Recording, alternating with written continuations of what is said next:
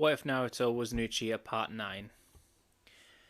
As Naruto chases after Sasuke and Gaara, he notices that a mix of several sand and sound shinobi were trying to block Naruto from catching up to them. Naruto shouts, "Get the fuck out of my way!" He uses the Shadow Clone Jutsu, and the clones use their chains to wrap up the shinobi in one big group, holding them together until other Leaf shinobi turn up to take them out. Naruto sees that Sasuke and Gaara have stopped, and have begun to fight all out. Naruto stays back for now, seeing that their fight is pretty much even at the moment. But Sasuke seems to be running out of chakra, even using the curse mark for extra power. Here's where Naruto steps in. Naruto launches towards Gaara, kicking him as hard as he could, and landing next to Sasuke, helping him up. He asks Sasuke how many Chidoras he has left in him, but Sasuke told him only one more before he's going to run dangerously low on chakra and not be able to use another jutsu.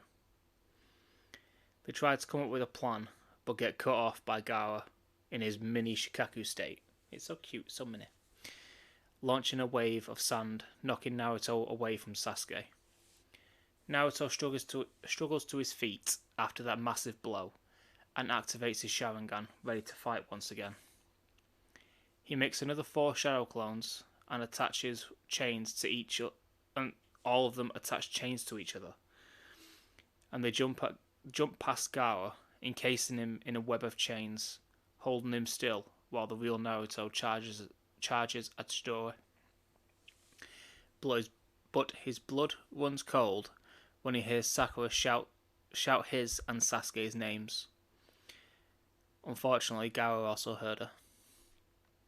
Gaara sends a bunch of sand towards her, pinning her to a tree, crushing her. He tells Naruto to leave him and Sasuke alone, or she dies. Naruto deactivates his Chidori and his clones. When Gaara turns towards Sasuke again, Naruto quickly makes another clone, who then uses a Chidori to cut Sakura out of the sand and runs away with her. While Gaara is yet again distracted by Naruto, Sasuke charges his last Chidori of the day and pushes all of his chakra into it, making the Chidori slightly longer, slashing through Gaara's chest. Gaara screams out in pain before knocking Sasuke away, slamming into a tree, nearly knocking him out cold. Sasuke then tells Naruto that he has to run, as he doesn't think that Naruto alone can stop Gaara. But Naruto was feeling more invigorated than before, after seeing his teammate nearly killed, and the closest person in his life, his brother, helpless on the ground. He then feels a massive flood of chakra enter his body, as the clones that were holding the shinobi are released from the jutsu. He then makes the Chidori in one hand, and in the other he uses the first 2 principles of the Rasengan to make a sort of mini hurricane in the palm of his hand. Naruto launches himself off the branch towards Gaara with enough strength to snap the branch in 2.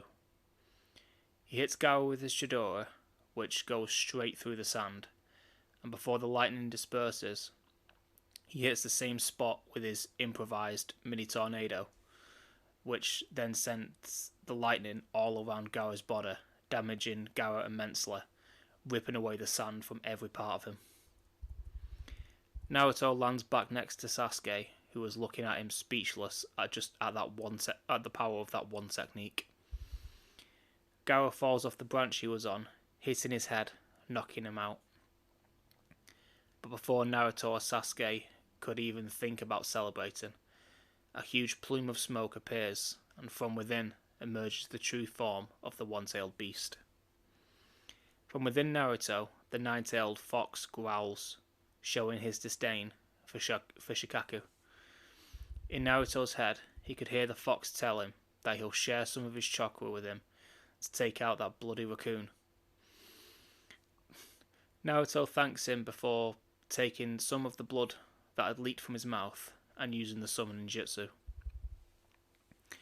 With how much chakra was used in the jutsu, however, Naruto unknowingly summons Gamabunta.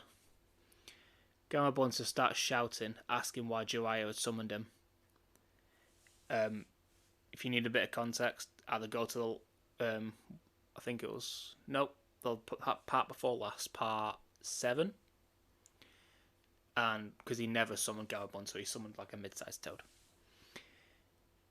But after shouting Jiraiya's name, he hears Naruto say that it wasn't Jiraiya, it was him.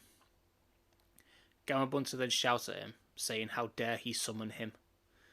But Naruto just points towards Shikaku, asking if he can help take that beast down. Gamabunta asks Naruto if he had any ideas, to which Naruto says that he does have one, but he doesn't know if it's going to work. He tells Gamabunta that wouldn't he be weaker if he was made of glass, to which Gamabunta chuckles, saying that, yeah, that might work. Gamabunta runs towards Shikaku, dodging his sand and air bullets. When he gets close enough, Gamabunta uses his toad oil, covering the one-tails completely, and Naruto follows it up with toad flame bombs, which causes enough heat to turn Shikaku's sand body into glass, before Naruto uses his final Chidori to shatter the glass. While falling to the ground, Naruto uses the very last bits of his chakra to make 2 shadow clones. One grabs Naruto and the other grabs Gaara and cushion the blow against the floor. Naruto, before passing out, uses his Talk no Jutsu on Gaara. Naruto wakes up the next day in hospital, almost fully healed due to the Nine Tails, but still low on chakra. When he gets up, he is greeted by Sakura, who thanked him for saving her. Before Naruto could reply, the curtain to the left of Naruto opens and Sasuke was stood there, covered in bruises but otherwise okay. He had a solemn look on his face. When Naruto asks what happened, Sasuke tells Naruto and Sakura that the third Hokage had been killed by Orochimaru. Naruto and Sakura freeze, speechless, thinking that must have been that bastard's plan the entire time. Sakura starts crying, but Sasuke tells her to stop, as he fulfilled his duty as a shinobi and Hokage, protecting the village. The next day, the Hokage's funeral takes place, and in this story, this is where Naruto decides that he would look after the village, just like the old man did, and he will never go back on his word, as that is his ninja way. Over the next few days, while the village was being repaired, Naruto and Sasuke trained even harder than ever before. Sasuke needed to get strong enough that he could take someone like Gaara down himself, otherwise he will never be able to beat Itachi. And Naruto needed to get stronger in order to keep his word and protect everyone.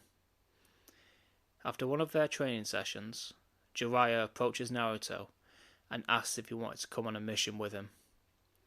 Naruto asks what the mission was, and Jiraiya responds saying that they were going to look for the next Hokage. Naruto asked if they could train on the way, and Jiraiya just smiled, saying that he was also going to teach him the last stage of the Rasengan. So the next morning, Naruto meets Jiraiya at the village gates, and they set off to find Lady Tsunade.